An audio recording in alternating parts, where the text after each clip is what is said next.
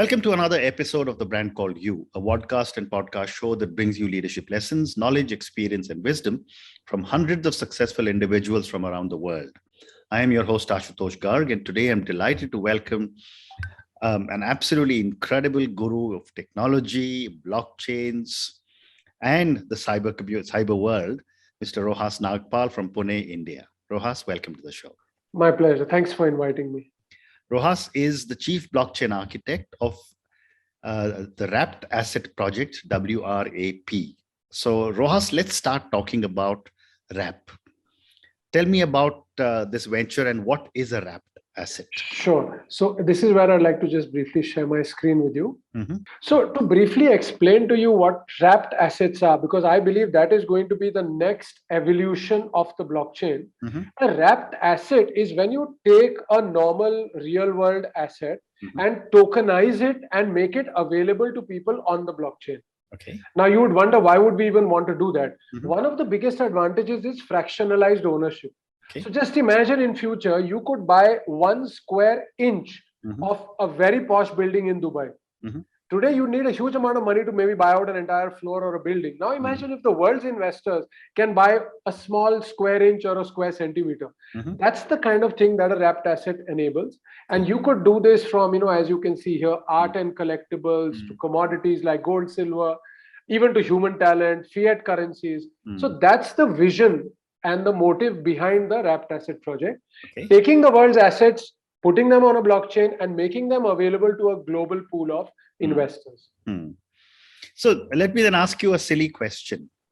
When the corporate world started to go public and they started to say you can buy shares worth 10 rupees, assuming the face value was 10 rupees, in the company, was that not also a wrapped asset where instead of buying a square inch, you were buying one share? That's an interesting question. But when you're buying a share, you are buying ownership of the company. Okay. So the equity share is an asset in itself. Okay. But now if you take this equity share and make it available to people on the blockchain by tokenizing it. So for example, Warren Buffett's company, their shares each share is worth more than $100,000. I may not be able to afford even one, but I could buy a fraction of it. Okay. So the blockchain token is not the asset in itself. It represents an asset, which in this case could be an equity share. Fair enough. I understand. So let's move on. Do you want to stop sharing this? The screen? Absolutely. Okay. So thank you for sharing the screen, Rohas. But let me ask you then that, you're also building something called the Future Money Wallet. Sure. Help me understand what this means. Sure. So when we look at the wrapped asset project, there are two sides to it. Mm-hmm. So on the one side, you need to tokenize those assets. And then on the other side, you need to make it easy for people to buy and sell them. Mm-hmm. So that's where the Future Money Wallet steps in. That becomes like your gateway to the world of wrapped assets. Mm-hmm. So you can buy and sell through the Future Money Wallet. That's the broad vision we have. Very interesting. And, there is also a view of let me ask you about blockchains. What got you interested in blockchains? Sure. So very interestingly, now here I'll have to merge with what I used to do in my earlier avatar as a cybercrime investigator. And so I'm broadly cybercrimes in the next paragraph. But sure. So then I'll have to kind of bring it in because that's how I got introduced to it. Okay. So this was about, I think, 2010 or 11. And I was helping one of the law enforcements to investigate a case of the drug mafia using Bitcoin for payments. Wow. And I had never heard of Bitcoin. It was very, very new at that time. And then I came to know how they were actually selling drugs. So what would happen is you go to this coffee shop. There's a youngster sitting there. You give that youngster some cash. Mm-hmm. He would then convert it into something called Bitcoin, which I had never heard of, Mm-hmm. and give you a number, say 84. Mm-hmm. You go home and a few days later, you get a book through courier to your house. Open the book to page 84, tear the page out, cut it into small pieces, put a piece on your tongue, and the drug takes effect. So these were those, chemical, synthetic kind of drugs, colorless, tasteless, odorless. And if it's in a glass it looks like a glass of water. Mm-hmm. Dip a brush, put it on a book, it dries up and just send someone the book. And that's how I got introduced to the concept of Bitcoin. Wow. Obviously, I was completely blown because I found it fascinating. And then as I started going deeper, I realized that blockchains, for the first time in the world, are giving you something called immutability. provable immutability, that the data has not been tampered. And it automated something called smart asset lifecycle management. So as someone from the cybersecurity background, it was absolutely mind-blowing. And that is why then in about 2015-16, I moved completely into that space. Very interesting. So, let's first talk about your earlier avatar, which was in forensics, if I can use that term. But you co-founded the Asian School of Cyber Laws in 1999, when most people were still about beginning to understand the internet. Tell me about some of your early experiences and maybe give me a couple of examples. Absolutely. So I started my career in the early 90s in the field of hacking. Then I moved into investigation security. And that's when I realized that it is important to firstly educate people. And when I say people, I mean the law enforcement, tax enforcement, judiciary, which is why Asian School of Cyber Laws was set up with two objectives. One is to educate the world about cyber law, cybercrime investigation. And the second is to actually do real world investigation. So we were able to do investigations in 18 plus countries and across all sorts of sectors. But I would say the most interesting cases always came or the tax enforcement. So law enforcement, I already gave you one of the best examples, which is how drugs were being sold using Bitcoin. Subsequently, we did a lot of investigations around the dark web, where people are using the Tor browser and then accessing a completely hidden web. And there they are able to buy and sell all illegal things from weapons to narcotics to you name it. Tax enforcement, a lot of very interesting cases. So many times, what people do is that they maintain double accounts. One, what they show to the government, and one, what they don't. But the mistake they make is they use the same laptop to do that or the same computer to do that. Right. So many cases involved when those computers were confiscated, and then we would run forensics and recover deleted information and then be able to create that what were the real transactions on which tax was payable and what is the transactions that they showed. So a lot of those cases were very, very fascinating, very interesting. The way in which people would hide stuff. Can you give me some examples without names? Sure. So when it comes to hiding stuff, so one of the most innovative ways was this one businessman, we got his main laptop, right? Now on the desktop was a huge picture of Lakshmi. Now that being the goddess of wealth, a lot of businessmen would put it. Now when we scanned his entire computer, we found nothing. And then, one day we were just looking, and while we were discussing the case, this photograph was open. And then suddenly one of us realized maybe the data is inside that photo. So there is a concept called steganography, where you could take a file and hide it inside an image. Now that will not show on the image, because when you look at the fundamental structure of an image file, there are lots of gaps in it, into which you can hide data. So the photo looks very authentic, but then when you use the right steganographic software, you can recover files. And that's where we found his entire black account, so to say. So I would say that was also a very fascinating case. Wow. And you just mentioned that you worked across 18 countries and multiple industries. Are the challenges very similar between India and the rest of the world, or are some countries far more advanced in using the dark web and figuring out how to bypass laws? Sure. So first of all, I would say 80% of the cases across the globe and across sectors involved either phishing or fake emails or both. And surprisingly, if I go back to 1999 or I talk about it today, it is still the same two attack vectors. Wow. Most of the attacks, even today with sophisticated ransomware coming in, ultimately it is going to get through either because some user clicked on a link in a fake email or he got fooled into going to a fake website. And 20 years, 30 years later, it is still exactly the same problem. Incredible. And, one of the things that the average human being constantly faces is what happens if my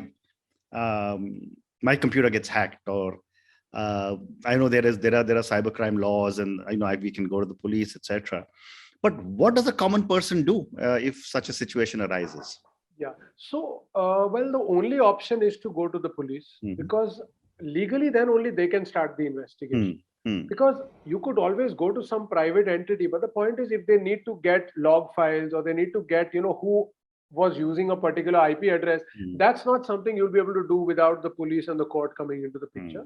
In India now, the government has set up an online portal where you can go, and a lot of cases can directly be registered there. You don't even need to go to the police. Okay. I think it is cybercrime.gov.in. So that makes it much easier. However, if your case doesn't come into the categories there, then you would go to your local police station, or if in your city there is a cybercrime police station or cell, then you could directly also approach them. Interesting. And, when you have investigated a lot of these cyber crimes, and I'm sure you worked with the authorities there as well,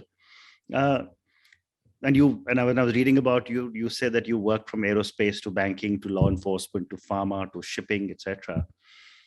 For our viewers and listeners, give us one or two interesting examples of what happened. Okay. So I wouldn't name the company, but there is certainly no names. A manufacturer of a very sophisticated cars. So, cars are today like computers in themselves. Correct. So once they found a case where a lot of their cars, when they went above a certain speed, they would immediately, the brakes would jam and get locked. Now, initially they thought, okay, this is some kind of a glitch, but then somebody there suspected there's something more to it. And then when we got into the investigation, we found a very, very interesting thing that was happening. So, these cars are really sophisticated. So sometimes the problems that the car faces can only be solved when you create a new software module for it. And somebody had managed to hack into the network where when that module was being sent from the headquarters to the local center where the car was going to be now updated, the software was going to be updated, they had hacked that protocol and they were managing to manipulate that. Amazing. And because of that, they were able to cause these problems because they were actually trying to assassinate somebody who used to be in one of those cars. Wow. So that was like absolutely mind-blowing. And this was several years ago. Today, I'm sure cars are even more and more like computers. So I remember many years ago, in one of the cars that I owned, we tried some experiments. And you could, from a distance, switch off the headlights of the car. Okay. Now just imagine you are hurtling down the highway in rain and you're going really fast. And remotely, someone is able to shut off your lights. I mean, you could have an accident and everything would be. So we realized that cars are such a big attack vector today. And that really scares me. And in fact, some years ago, I could name this because this came in the news. But Fiat faced a lot of problems with, I think, one of their models, where a group of hackers proved that through the audio system of the car, so the vulnerability was in the audio system. You could remotely hack into the car, control the windscreen wipers, start putting the windscreen coolant on this thing. You could control the steering wheel. You could control the brakes, all that through the audio system. So that's really scary. And after that, I never go for fancy cars. I always try to go with a car which is very low on tech. Amazing. You mean that the ideal thing is to go back to your manual stick shift and the less tech the car has, the better it is. I agree. Well, as someone was telling me the other day, for a Tesla, it's almost like an Android on wheels. Yeah, very scary. Very scary. Because you don't even have a driver there, right? So if that something goes wrong and there's a glitch which the computer software is not able to handle, I mean, it's over. Amazing. So again, my question to you, Rohas, is you understand this technology so well, but nobody that I know of can even say that they understand 1%. And staying with an old model car is also not the answer. What does one do? Well, I would say honestly, don't blindly run behind technology. Just because a technology exists doesn't mean you should use it. So I would say be practical, right? If you don't understand technology, don't use that product. So when it comes to a car, I mean, why do we really need the entire car to be controlled from a phone? Why? I mean, how does it really add value to your life? But because there is a flip side to it. Any technology in the world can be hacked and in due time is always hacked. Because ultimately, who designs technology? Human beings. Who breaks it? Another human being. So I would say, okay, when it comes to phones, for example, now it doesn't make sense to use a feature phone. But I would recommend have a feature phone where your OTPs come. Because if someone is able to hack into your smartphone, which is not difficult to do, today your entire wealth is controlled through that phone. Correct. So I always recommend keep another phone which nobody in the world knows the number to except your bank. So all your OTPs should come to a feature phone. And for the rest of it, your WhatsApp and everything, use a smartphone. See, a feature phone is $1,000 today, right? So this is the way you should be able to handle things, because every day banks are getting hacked, everybody is getting hacked. And it has to happen to you once and you lose so much of your wealth. So I would say if you don't understand the tech, don't go for it. Try to keep your life a little low tech. Okay, that's well said.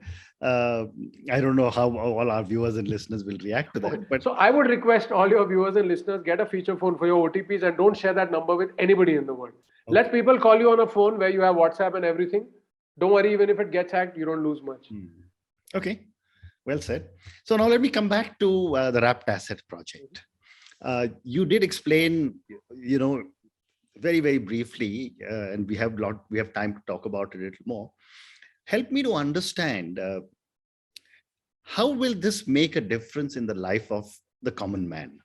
Sure. I mean, NFTs are coming, and blockchains are coming, and Bitcoin is being talked about. What does it do to the common man? Sure. So I'd like to actually begin with NFT as a use case, because that's one of the prime areas that we are focusing, and we have now developed a blockchain dedicated to NFTs and which has zero transaction fee. Now, the word NFT is most commonly misunderstood because we keep hearing about digital art being made an NFT, and according to me, that's a horrible use case. What are you going to do with that screenshot or an image? Correct. Right? It doesn't really make sense. I believe the word NFT is misunderstood, and the real value of an NFT comes when we talk about something which is called a non-bankable asset. Okay. And examples of this, one is intellectual property, copyright, patent, trademarks. Another is real estate, like the luxury homes and other things. When we talk about and the third would be collectibles, wines, art, as in physical, very expensive art. What the world of NFTs is actually trying to do is tokenize that and fractionalize ownership. Let me give you a simple question. You've heard about the Mona Lisa. Do you think that the value of the Mona Lisa will keep going up in the future? Logically, it should, right? It's one of a kind painting. Correct. Now the painting hangs in a museum. Now imagine the painting continues to hang in the museum, but people like you and me can buy a fraction of it. I think as an investment that would outpace virtually any investment in the world. But imagine if I could do that with $100. That is the kind of investment opportunity that can be brought to the common man. That why should the common man be restricted to only put his money into a fixed deposit or maybe say a mutual fund, which may not even beat inflation?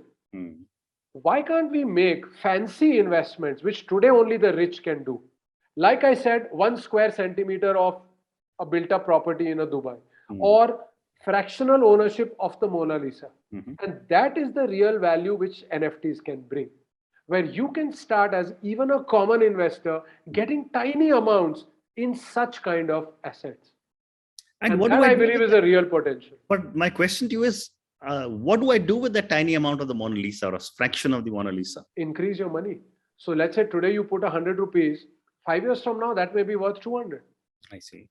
And those kind of investments are today only available to the super rich. So they invest in fancy art, wine bottles, but these are really good investments. Why can't they be available to the common man? But what you're now telling me, Rohas, is that you're changing the whole concept of investment. Right. If I buy a piece of art, which is worth, say, 20 lakh rupees, I buy it and I bring it to my house and I hang it on the wall, which I can then enjoy all the time. If I buy a fraction of the Mona Lisa, the only thing I can say is I own a fraction of the Mona Lisa, which is always going to be in the Louvre, and I'll never be able to, not only can I never visit it all the time, but it'll be expensive to visit it, but I'll never be able to own it. Okay. So when you buy a share in a company, do you really own, you own a tiny fraction of the company, right?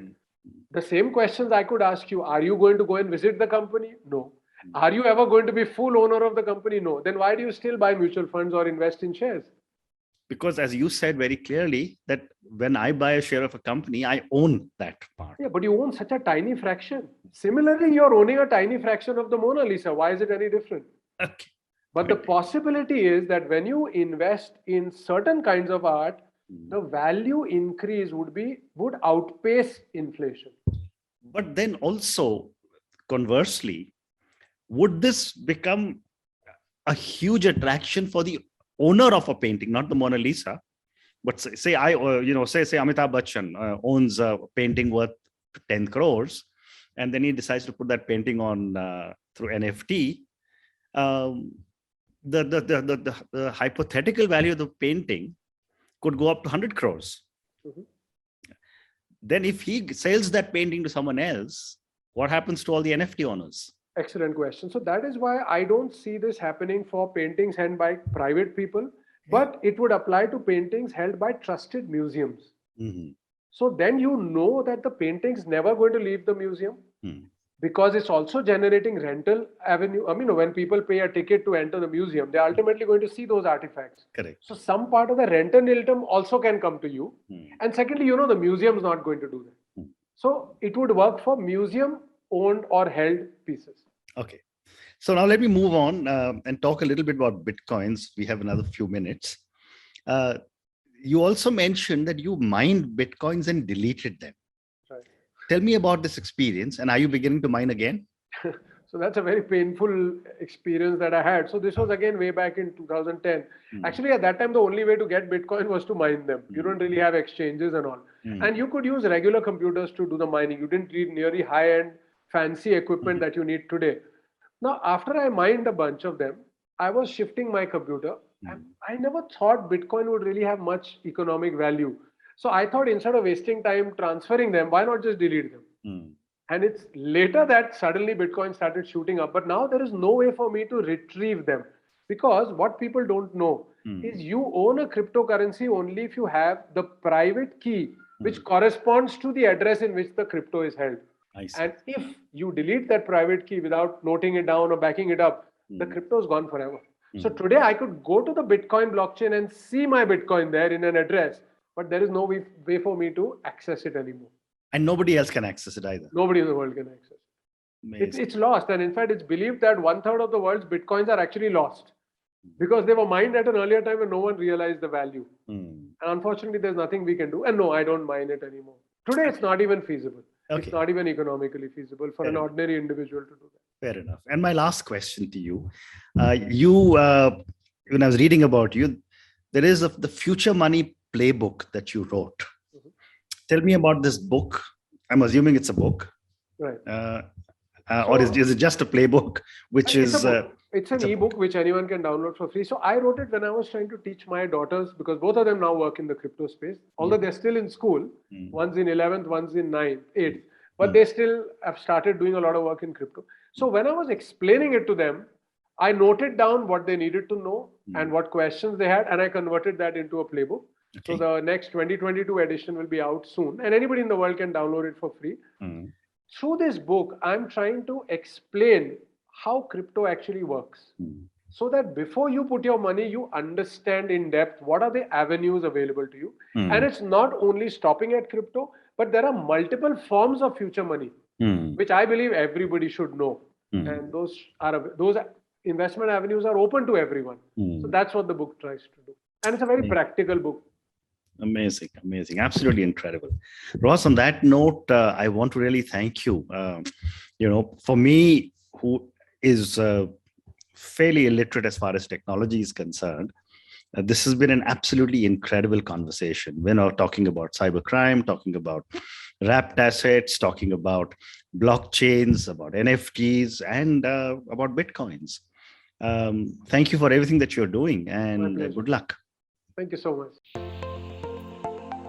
Thank you for listening to the Brand Called You videocast and podcast, a platform that brings you knowledge, experience, and wisdom of hundreds of successful individuals from around the world. Do visit our website www.tbcy.in to watch and listen to the stories of many more individuals. You can also follow us on YouTube, Facebook, Instagram, and Twitter. Just search for the Brand Called You.